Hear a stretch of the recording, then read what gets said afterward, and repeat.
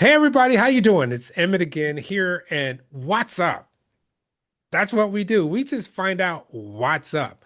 And I have the privilege of knowing some really awesome people. Really awesome. One of those awesome people was Piper. Now, let me tell you about how our relationship started. I kind of bust up on her and was like, "Hi, I'm Emmitt. What do you do? Let's get on camera at NABCEP conference." And ever since then, she's been warm and accepting.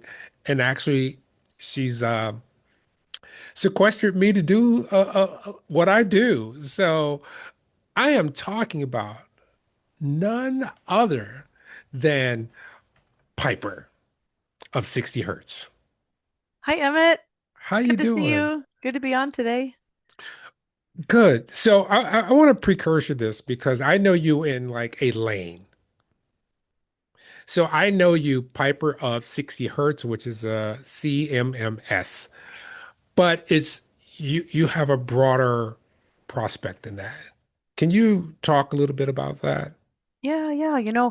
60 Hertz really is an operations and maintenance platform. So we have come to market. A lot of people know us for our CMMS, but as the company has evolved over the last years, our product suite has grown. We have now 5 products, and they touch on activities, workflows that anyone in a renewable service company would need. And that spans from a field technician to an asset manager to a performance analyst to an operator in a remote operations center. How did this come about? Because I saw that you moved to Alaska for a very specific reason related to solar, but then some branches started to come out of that. Branches, I like that. I'm gonna have to think about that because it really is. I was just looking at a photo on our wall last night that is from the time that my husband and our then 1.5-year-old daughter drove from Anchorage, where we live, all the way to the Great Slave Lake in the Northwest Territories. It's the kind of place that's so far away, it's actually faster to drive, and it took us 3 days to drive as opposed to fly to this location. That makes no sense.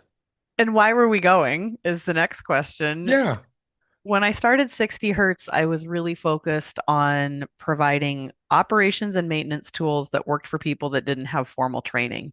yeah. When I moved to Alaska, despite a background working in renewable energy, it was the first time I'd heard the word microgrid, and our Mm. initial go to market was focused on O&M for microgrids.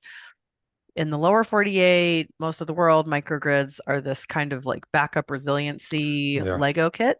For many people in the world, a microgrid is their prime power system. So our early users were indigenous Alaska Native operators and also Canadian indigenous people who were responsible for $1 million assets. So in the early days, I had learned that the way you close deals is show up. And so it seemed I'd had 2 phone calls with Northwest Territories Power Corp, and I said, I think to close this deal, we should just show up, which I laugh at in hindsight because 2 phone calls does not a deal make, but my counterpart sure seemed friendly. And so our family trekked across, this 3-day journey. We almost got eaten by a bear. We literally almost got eaten by a How bear. do We you camped almost out. get eaten by a bear? You were Oh, in a car. no, we were camping. And we were in the Muncho Provincial Park, which no one has ever heard of, but it's actually more beautiful than Banff. And so we're there like in the middle of the night, Binget, my little one, my wonderful husband, we're like sleeping. And we're, anybody with kids, there's that phase when they're like 1 to 2 and they'll just like wake up with a night terror shrieking. Yeah. So Binget is like inconsolable and just screaming, like, we're jolted awake in our tent in the middle of the night. And I had my hand on the zipper of the tent to start unzipping it. I was going to go to our car to get out a cracker or something like milk. I don't know, something like shut the kid up. And there was a man outside of our tent who started coughing. And I was like, what? It is the middle of the night. It was so weird. And I had my hand there, and my husband grabbed my arm on the tent pole on the zipper. And he was like, that's a grizzly. The last, Oh, you thought it was a man coughing and it was a grizzly bear. it was a grizzly bear. So my husband is born and raised Alaskan, like, has hunted and fished since he like could walk. and he could hear a pissed off bear and immediately understood what was happening. But that meant that the bear was this far from our tent, our soft sided tent. So he switched into survival mode. I've only seen it like twice in our life and just screamed. I have never heard a human scream this loud in my life and shook the tent like as violently as he could to scare off the bear. And we heard some brush moving and we very carefully unzipped the tent. Yeah, because your tent is very large and it's making a sound, so it might startle the bear versus you going on is going, ooh, a snack. Dinner. Yeah. Or like, ooh, weak being crying, I could go eat it. Like that's what triggered the bear's instinct was hearing the crying. Oh, So wow. Nathaniel stuck his head out of the tent, saw that the coast was clear. At that point, we'd both like, I think, really literally wet our pants. I have never been so scared in my life. We like got ourselves to the car. We like walked backwards to the car with Bingit and just like drove down the road. Like didn't like just like kept driving. It was like 1 in the morning. We just like kept driving at that point.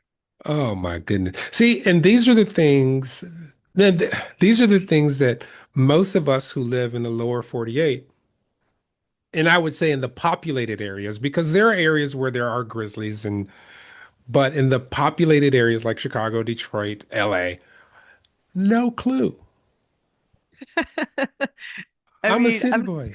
Like a bunny rabbit might, I mean like, wow, look at that furry thing. I hate to be so cliche about Alaska, but I mean, there really is like megafauna that will kill you here. Like that is like this is a very real, That's very the real part world of our though. life. Is that's the world, but we eradicated a bunch of that. Now, you move to Alaska, you see some opportunities there, but what got you to formulate 60 hertz, or was that 60 hertz formulated prior, and then you said, "Hey, this is a market that I could serve well." Well, I had sensed the need. I had been at the Mm, Renewable Energy Alaska project because I'd helped start a company in Aspen where I lived, met my husband, got married, came up. I was ready for a new shift in life, got involved in renewables. I still was passionate about clean energy, got to Alaska, learned a lot about the O&M failures. mm. You know, in 2015, Alaska Oh, had invested more in renewables per capita than any state in the country. Like there was a ton of money coming into renewable energy here. But then there were as many failure stories of brand new wind turbines and, yeah. batteries that were no longer working. And it was because the O&M piece, as usual, had been overlooked and forgotten. And so I was like, man, I feel like there's but I will say, I think that sometimes businesses pick us.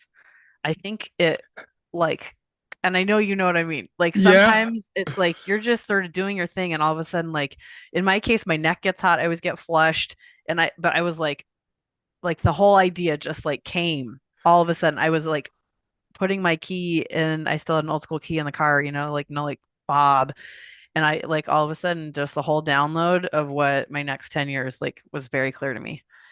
So it was And like a movie, basically. Like those animations we see in the movies, like, and it floods in with lights and stuff. I know. It was kind of cinematic. And a lot of those early pieces, the key days, meeting Tanya James, my like phenomenal business Oh partner, yeah, the she night is before I awesome. met her, I got the same. I was like, something is very important, like that's about to happen. And it's been that way. So I mean, like spirituality is really important to me. And I think a foundational part of how we make good decisions in life. And in my case, both of those things, it was like the whole idea of 60 hertz just came. Yeah, because our coming together was kind of a spiritual thing. Like the things met at the right time, and there was something you're like, Emmett, I need this. I And I need was like, help. Yeah. I can supply that. And Yes. you're like, Yes. yeah. Like you And told me, you were like, I feel like I need to help this woman. And I was like, well, we sure need it. So thank yep. you. And it was out of the blue. But you've recently created a Flare API. Did I get that right? Yeah. And is that another cog in the wheel of the 60 hertz family? I would love to tell you about Flare. I would love to tell you about Flare. So should I make it a short story or a long story? Let's start with the short. Okay. Can you tell I like long stories? I know you.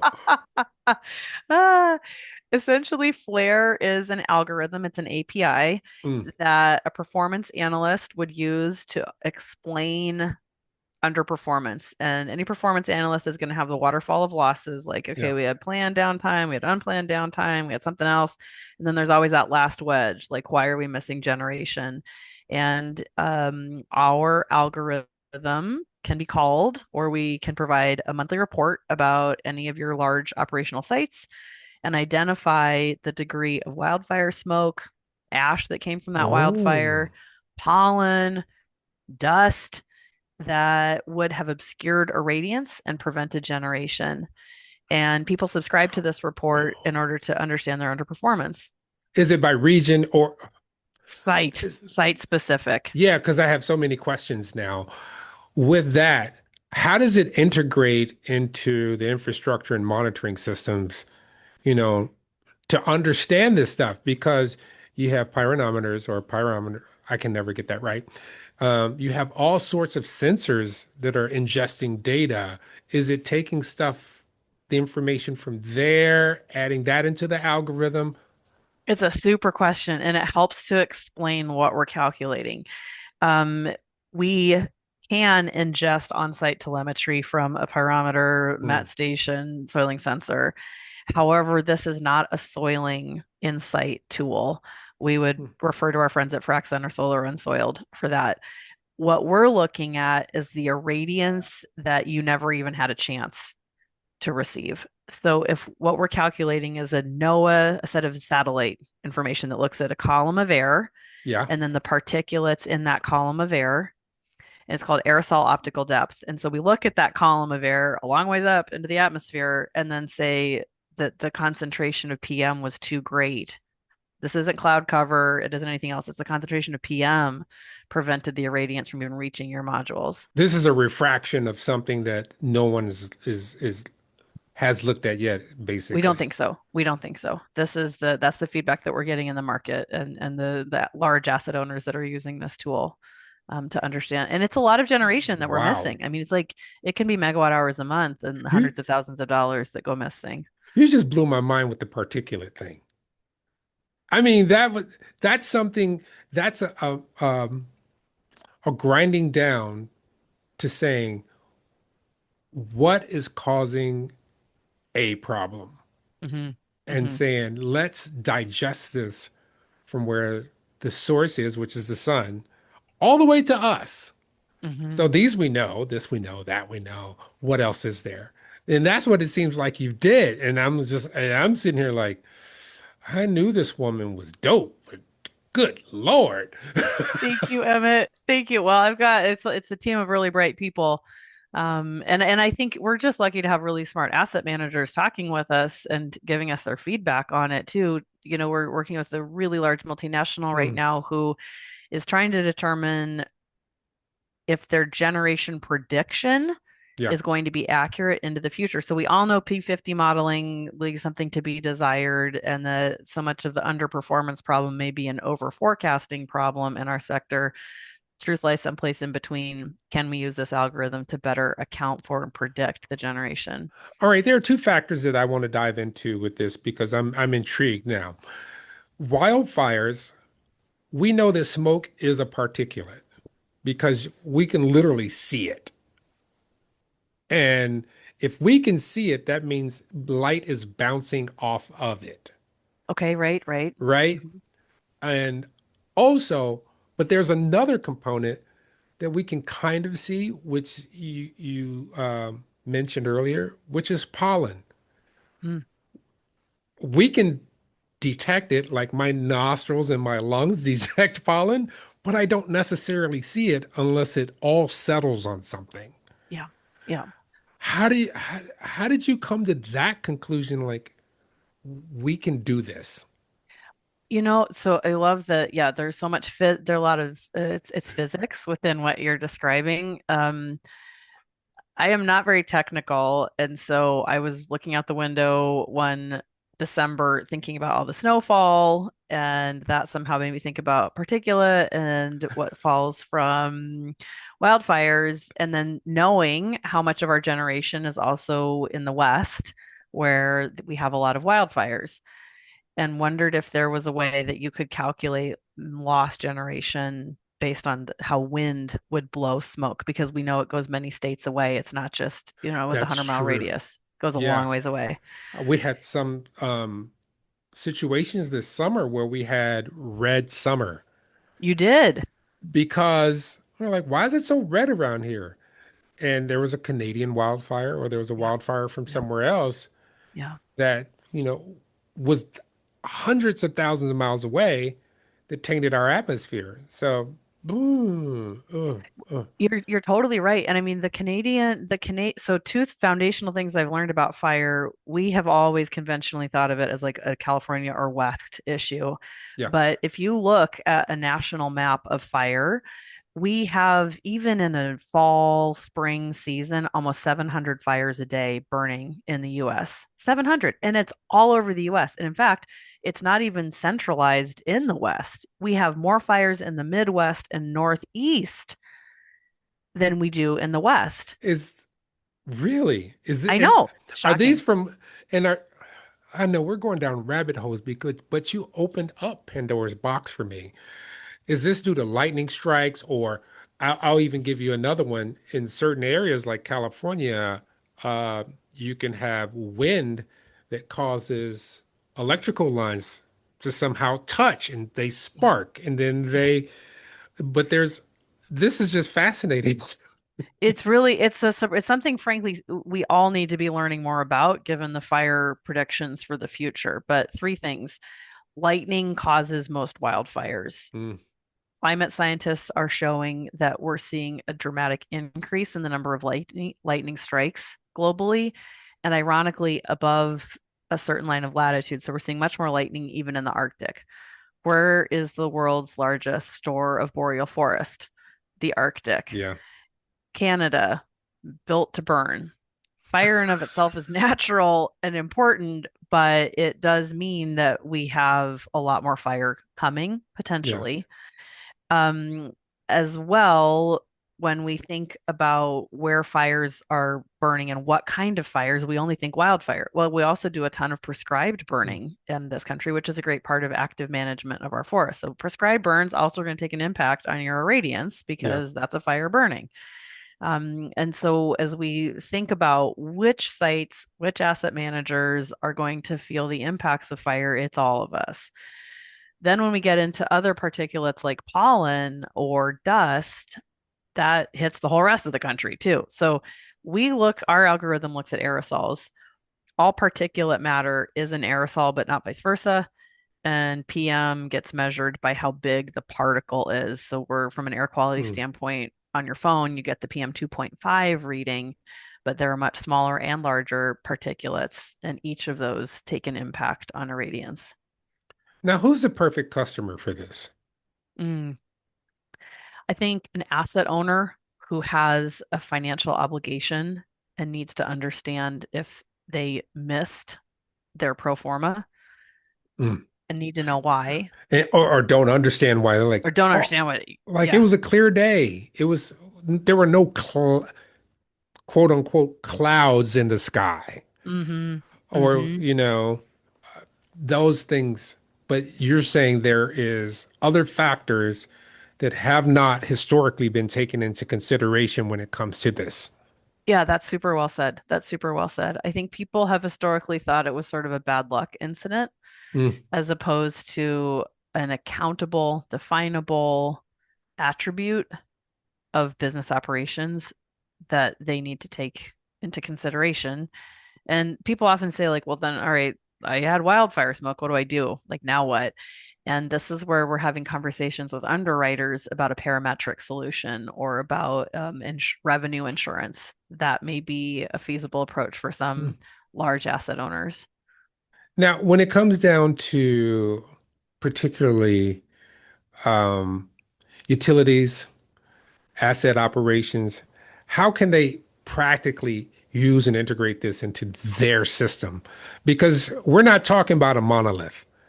Everybody has slightly different modes of operations. Some people have old central inverters and this communication system. Some people may have, out there, say, Fronius which I used to work for, or they may have a chint system that uses their communication. How does this operate? Yeah, well, thanks, Emmett. Happily, our tools are really easy to adopt. So it's either via an API or someone sends us a list of their sites. All we need is the address or GPS coordinate, and then they can get a monthly PDF report about the activity at that site. You're going to have some sites and some months where it's a zero. They didn't have any smoke impact. And then July of 2026 will come and they'll need to know exactly how much money they lost. Or, as we all saw, California had huge fires in January a year or so ago. So it's wildfire season is increasingly not a season. Is this a subscription-based thing, like an annual subscription That's or right. Yeah. okay. We're pretty generous about offering free reviews though. So if people would like to just run a few sites and see what the impact was or look back in time, we're happy to provide that. Now you run a CMMS, you have Flare. What are the other items that you have Oh, that, I'd love to share and I'd love to get feedback from I have a question for your listeners about all this too, which is I'll tell you a new product that we're building is called Asset Watch Pro, and it's a meta product, a meta application that sits on top of maintenance data. This is about relationships. You and I both love relationships. yeah. So this is listening, maximizing, speaking to the relationship between a solar service company at the commercial or utility scale and their asset owner. That is a total marriage. That is a dance partnership. That is a lot of like push and pull. And so a service company is not going to want to share everything with the asset owner. And the asset owner is likely not wanting to see everything until the day they do, Yeah. right? Yeah. And then meanwhile, asset managers, we have a lot of people that own and operate systems, but this just through a fleet of subcontractors. So what kind of information does that individual need to see without needing to make dispatch decisions about sending Piper to the job yesterday versus tomorrow? Wait, explain this like I'm five. So the asset owner, what information do they need to see? Then you have the asset managers who actually may go out like an OEM contract. They want to see certain information, but they're not the same, right? I think it's a granularity issue. Like how much detail do you want to Ah, see? that's Like, the question. So what's the details you really need to see to feel comfortable in monitoring your asset? yep, yeah. And it's going to be that mix of monitoring and maintaining it. That I think there's historically been a real Yeah. I don't know, blind spot, laziness, misunderstanding in the sector that as long as we have monitoring, then you're an asset manager. Asset managers know better, but there are a lot of people that know you have to see work orders, work order volume, work order reporting. What are problem child assets? What is the frequency at which things are failing? When I get to site, am I effective at site? Yeah, and you get granularity too, because we're going through a repowering phase. So now you don't have inverter one, two, and three that are controlling this big site. You have inverters one through 15, Hmm. and you want to know, I don't know, I'm just speculating here. You might want to know, hey, we keep having issues with this one string. Is it the inverter or is it the string? Or is it the cables for, is it neither? Is it the cables that are running to and fro? Oh, Or is it the communication card? I I love so understand see. Now I got to ask you some questions though, because see, I feel like I you always do this to me, don't you? when you riff on details like that, which are in the center of effective operations, it shows me the specialization and the expertise that only comes from being in the trenches solving stuff. Somebody said to me the other day, yeah, but performance analysts, I'll just like that, they can't be that hard to find, right? It's easy to get a performance analyst. And what do you think? Is that true? Is it easy to find a good performance analyst? I, I I'm going to enact my Miranda rights right now, and I choose to remain silent on this subject in a public forum. I'm not. I've burned enough bridges this week. I don't think, I don't see how, I don't see how people No, end up with the so for skill me, set. that's the way I process through things because I come from a very technical background. I come from automotive, diagnosing problems down to the component. And I don't mean this this panel is out. I mean this op amp on that particular board that's connected to this resistor is Hmm. too hot or is out of tolerance. So when I came into solar, that's the way I'm programmed to think, is to think, go to the source, solve the problem at the source. Don't just look at the symptom Yes, and remedy yes. the symptom. Well, that's the systems thinking to get at symptoms. I mean, you use symptoms as clues for systems thinking. This is difficult when it comes to human beings. Mm. And this is why I give so much kudos to doctors because, hey, someone says, I don't feel well. Now you have to go through what the actual problem is. And as someone told me a long time ago, Emmitt, this is why you work with things because you can tell exactly what the problem is. Their symptom is true, it's not influenced by emotion. Mhm. And th this is some of the things that you have to take into consideration when you are troubleshooting. It is, you literally have to take the emotion out of it, even though it can make you emotional. I've Wow, Emmitt, cried, that's quite an insight. I've cried over because I couldn't solve a problem. Like So just frustrated. anger. Yeah, yeah. And I've worked in Man, fields of spectroscopy, automotive, cytometry, solving problems from, and I literally get frustrated because it will not beat me. And sometimes this is where it comes back. The universe goes, did you look here? hmm. No. Oh, it's right there.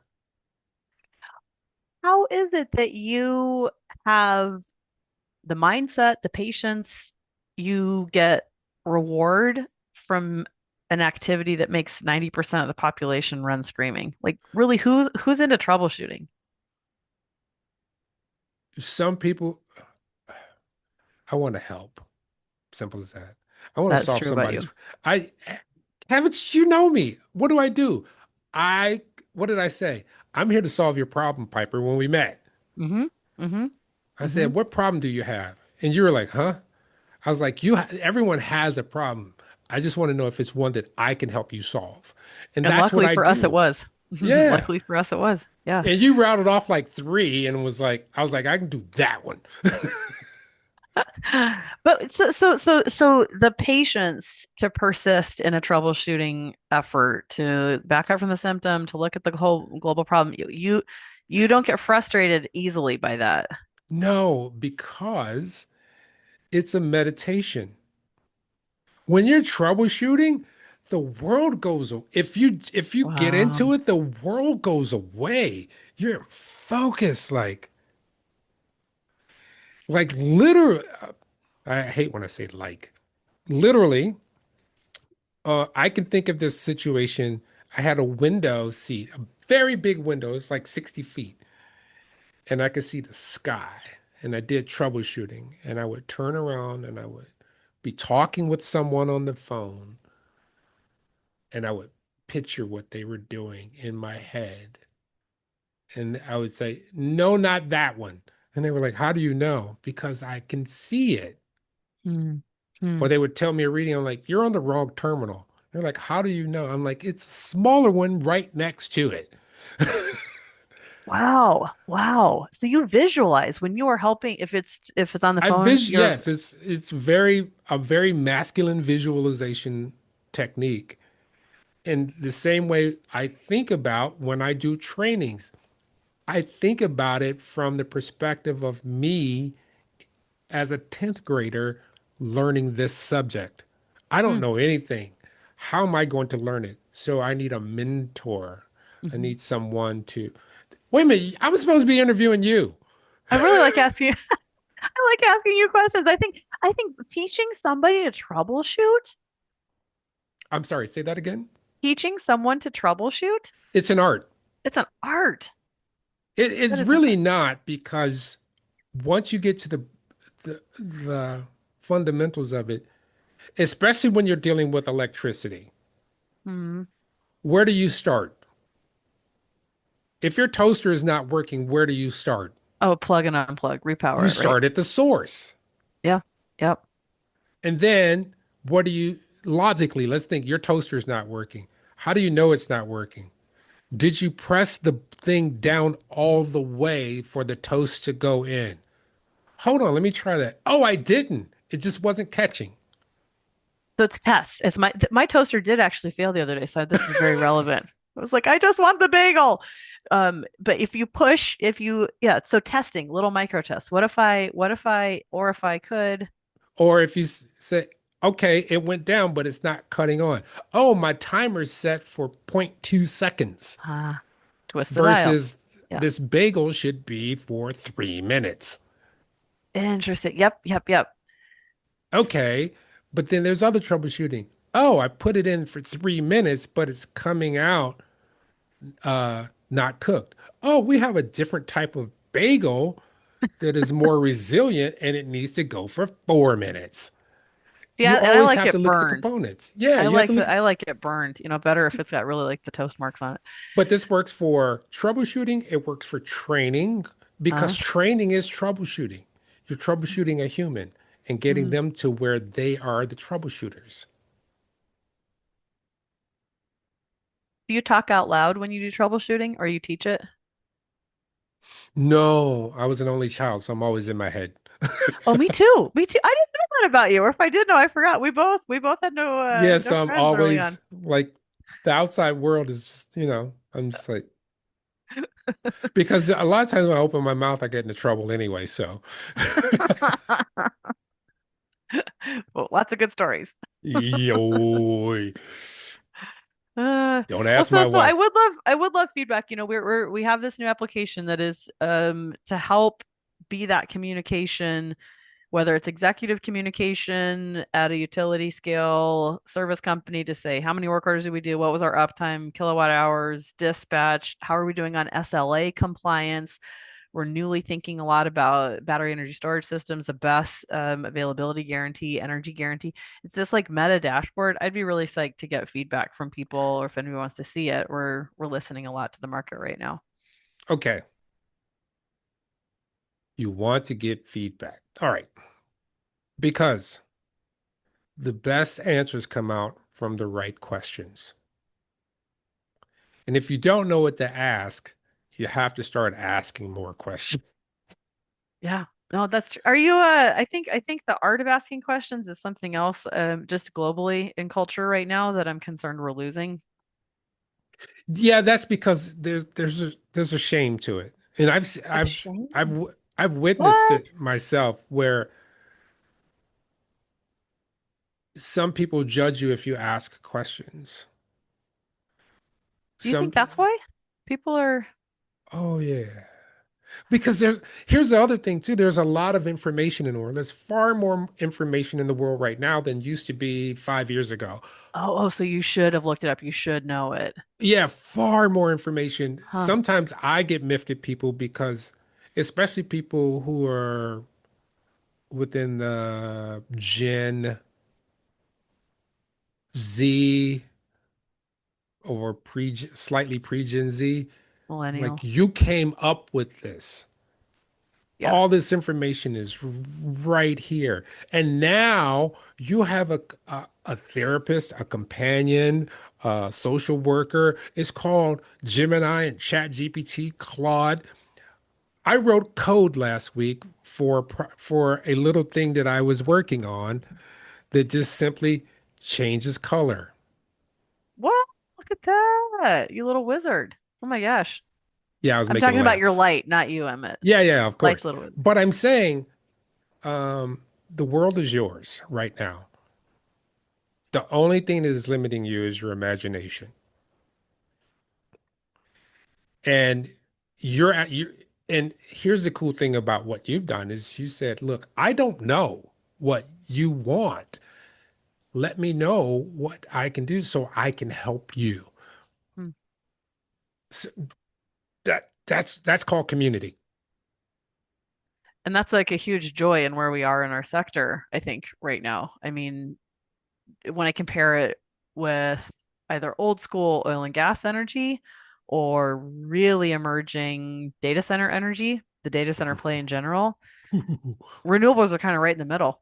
Renewables, the I think the issue is, man, we should just have a conversation podcast where we just kick it. I think the problem is like I'm in a great area where a data center would be actually good. And they were like, no, we have a lot of water. I live near a Great Lake. I live near a lot of farms, and I live by a bunch of micro lakes. When I say micro, they're not like Lake Michigan, but they're like, no, I'm like, this is perfect. If you have some farmer who's not like, I'm old, I don't want to farm anymore, boom, put solar Yeah, there. yeah, yeah. Huge opportunity. But put more solar because now you can probably make it a community project so it can sustain the community because I live in a town like 35,000 and Mm-hmm. it's growing. Mm-hmm. Or give an incentive for battery back systems so that you can have and you can come to my talk in Texas about virtual power plants. Excellent. I'd love to. We think can I give you my can I give you my Wait a minute, soapbox? Piper. Me and you are just kicking it like we normally kick it, and this is supposed to be a podcast interview. Well, maybe somebody's gonna listen to it while they're cooking dinner. Feel like your one ear open. I don't know. Yeah. What were you Okay, going to okay, ask but me? here's my VPP thing. We're all so excited. I really believe in the idea of it. Like, I don't know why we're rate basing huge megawatts of power when it could be on the backs of your rate payers who would actually prefer to have that independence anyway. My issue is I have empathy for the operator in a network operations center, like the role of an operator whose job is to like push the VPP button and deploy the flexible megawatts that are That's enrolled not how in it's that. done, though. Well, somebody has to call on those megawatts.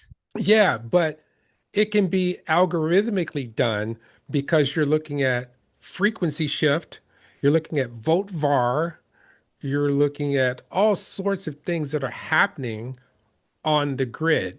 So, for instance, let's just use frequency. Okay, okay. 60 hertz. No pun intended. 60 Why hertz we picked it.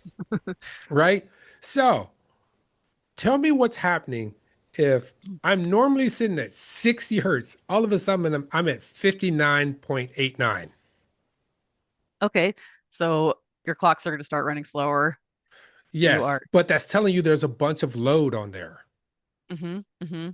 So, hey, we need to inject something into here so that load is taken care of really quickly, Generate more. and then it Yep. comes back up to 60.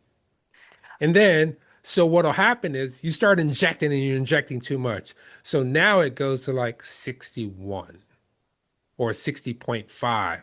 So now That you say, okay, I got to kick these too much, off too to much. steer it back.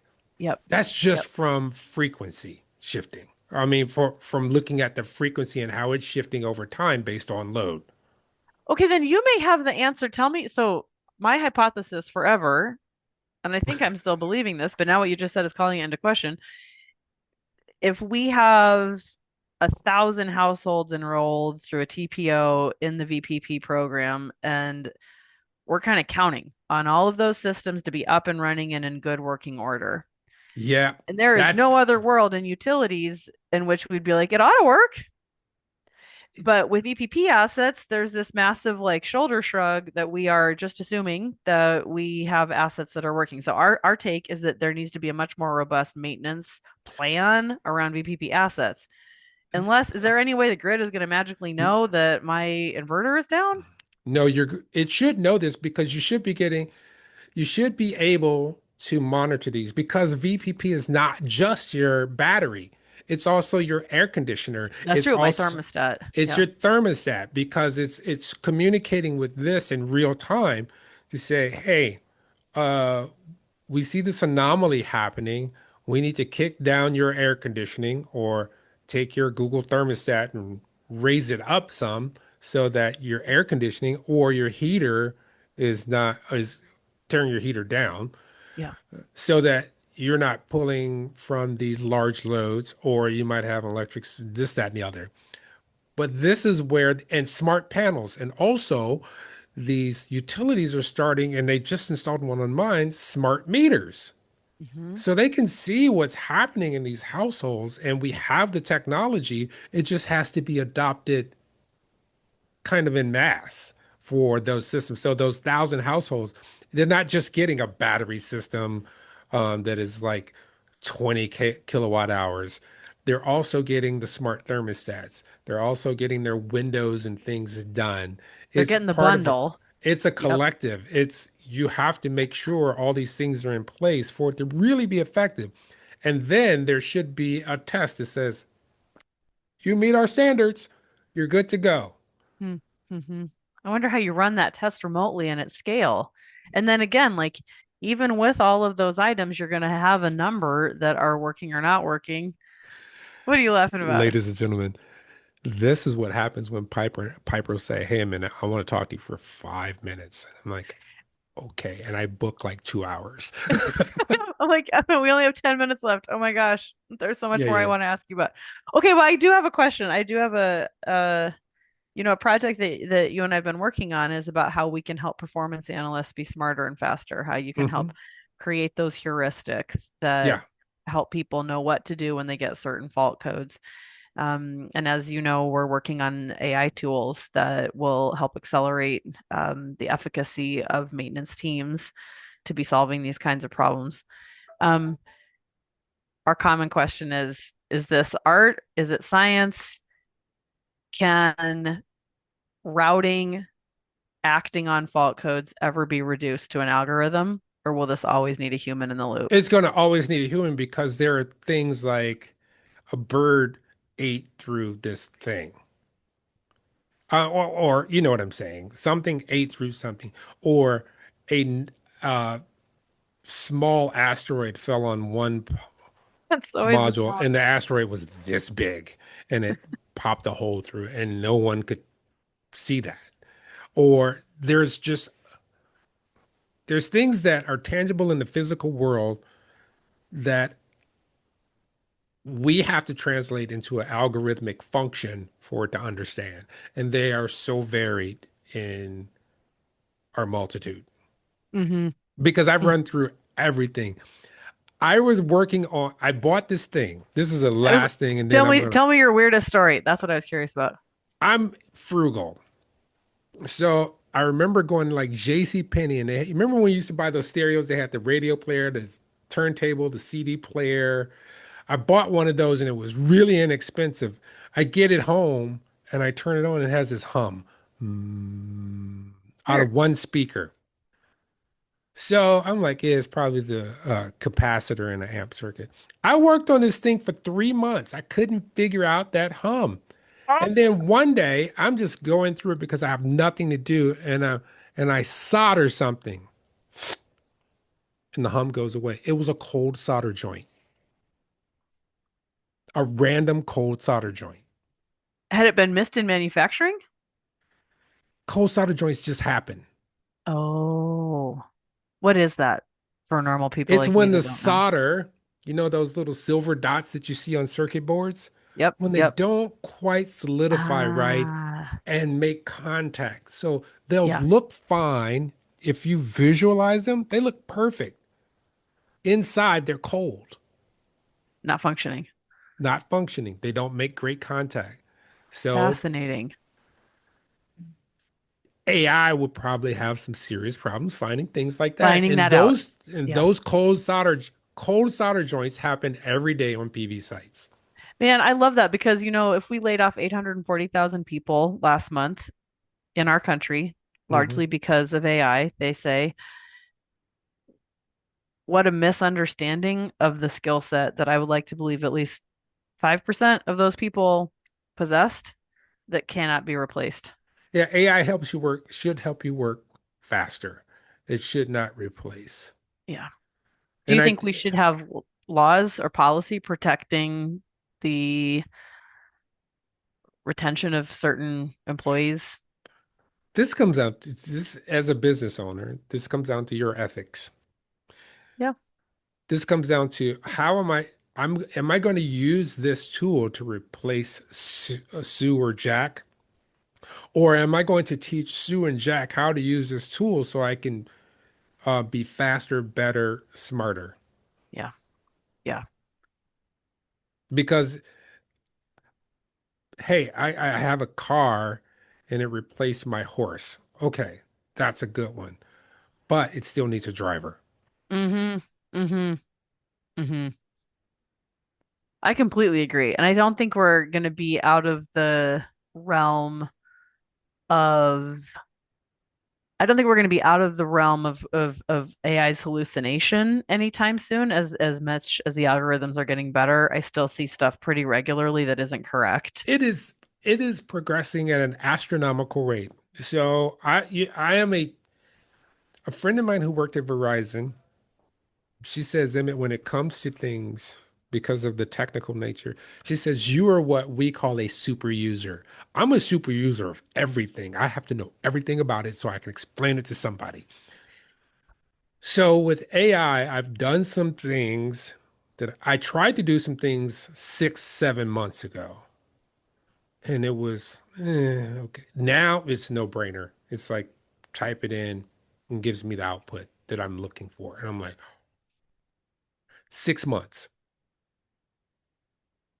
We haven't even, as Malcolm Gladwell said, and I like to reference him a lot, we haven't even hit the tipping point. We haven't even hit the tipping point yet. Yeah, I think that's entirely true. Which is, then at that point, then the humans just have to decide if we would rather retain dignity and purpose and be slower to answer and slower to progress because people you can't have 350 million people that don't have a job. You can't, and here's my biggest issue with it. I'm a big advocate for solar because of how my family came up through the migration from the south to the north because they were able to find jobs. I think my uncle was saying he was making like $3 and something a week. And he Wow. says, in the like late 50s or early 60s, like I can make that a day in a factory. He was like, a day. I mean, he said it like that. He was like, that was, Yeah, but that would be and whatever your number is to go from a week to a day, that would be phenomenal. but that's taking intelligent people who may not have very certain specific skills, getting them in the factory and say, here, this is how I need you to do this job. I need you to open this thing, put this thing in there, leave it closed for 35 seconds, open it up. Don't do 36, 35 seconds, pull it out, put it on this rack, grab the next one in that line and do the same thing Mhm. over again.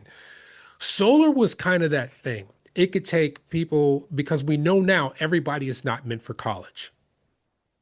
We have And a large, that's also okay. That's a good thing. no, because yeah, that's good because college used to be for a certain group of people, right?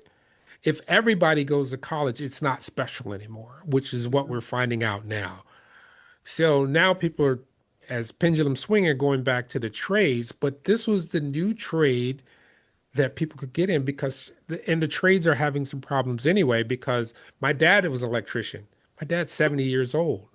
Even guys who were 10 years younger than him are retiring, but everybody was going to college. So now we don't have people who know how to change Enough tires and fix electricians. Yeah, yeah, yeah. electricians, Any of the millwrights, practical skills. plumbers, Yep. HVAC, ditch diggers, pipe fitters, Well, all these things. okay, I have to I just got to interject on this because it's such a phenomenal cultural difference. I know we have a common love of Germany and Austria, given Yeah, given your wife, and that is an area that still has protected, honored, and prized the trades. I'm a passionate collector of postage stamps, which yeah. you probably didn't know about me, but I have one of my favorite stamps is the Handwerker stamp from Germany, which is celebrating all of these arts of the trades. It's not like, oh, he went to vocational school. It's like he is a God, Piper, tradesman. we're going down rabbit holes. Here's the thing.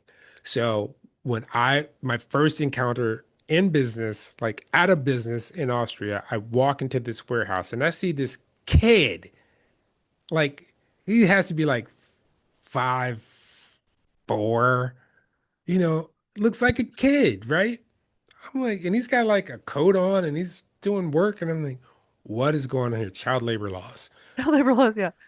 And they said, no, that kid's probably like 15 or 16. So, and my wife told me this too. She says, once you hit like 10th grade, 15, you have a, you're at a fork in the road. Do I continue with schooling so I can go to college, or do I start my apprenticeship The in one of apprenticeships. several areas? Yeah. So, for instance, if you're an apprentice in some of these places, you kind of work through these different things to find out where you want to go. By the time you're 30, you're a middle manager or higher And super skilled. You're and not super like skilled. You know very everything capable. about this company. You Yes. know everybody's birthdays. You know who likes to drink on the job. But as a result too, I mean, I love that example because then you also have, I mean, my experience living there too was if you walk in and you go to the grocery store and you need help finding an item, you're not going to get someone who's like wiping their nose on their elbow and then kind of gently pointing it like they know what a They know. pomelo is. They know what a They star know. fruit is. Similarly, like getting a bra fit, like someone who is an expert in knowing practical things. Like you don't Yes. walk into stores there and have people sort of vaguely staring at you. Well, that's that one of the reasons for that is they are very communal and this is where I began to understand, man, we went off topic. That I began to understand what true nationalism is when Mm. I ventured into Austria and they didn't care. They were like, if you're Austrian, you're Austrian. Doesn't matter if Yeah. you're pink, blue, green, you were born here, we're down. Get your lederhosen on. I have my own, Get by your the way. lederhosen. I have my own custom lederhosen, by the way. But, and it was the first place that I was called an American. Someone's like, oh, you're the American. And I was like, who? They were like, What a you. stunning, what a stunning, that's like stunning on five levels. That's a fascinating It comment you was just it made. was a it was a shock to me because someone referred to me as the American. Wow, Emmett, that's so interesting. But I also like how you position it as like a truer sense of nationalism. I mean, nationalism globally is really a fraught topic right now. And if we get back to, I think all of us have an instinct to love our Heimat, our homeland, our roots. But if that nationalism has such a narrow circle around who counts, and you just depicted like the opposite Well, of that. Piper, we're about to go down a dangerous rabbit hole here. In the You asked state what's of up. You asked in what's up. yeah, I said what's up? Like I times V equals P. Well, that is probably a perfect note, the equation to end it on. But Hey Piper, there's just I can't say enough. Thank you for your help. Thank you for being on the podcast. Thank you for your belief. Um, so thank you, Emma. It is a joy to have this conversation and all of those rabbit holes with you. And I just respect so much what you're delivering to our market. thank you, Miss Wilder. Are you, wait a minute, I have to ask you a question. Are you related to Gene Wilder? We don't think so. I asked my husband, and they, I think, have been curious, but I don't think so. Because her name is Piper Wilder and she lives in the wild. Anyway, remember everybody, relationships are key. You can't just drop them. But sometimes relationships are seasonal. Sometimes someone is supposed to come into your life and then they're supposed to depart from your life. They're supposed to be there for a season. They're not supposed to be there forever. But one thing that is seasonal that'll always be a part of your life is the sun. And we've managed to harness that fact that that energy, it gives us life, it gives us seasons, it gives us time, it gives us so many things. It makes us dimensional people. But one thing that the sun won't do is send you a bill. Till next time, love you all. Peace.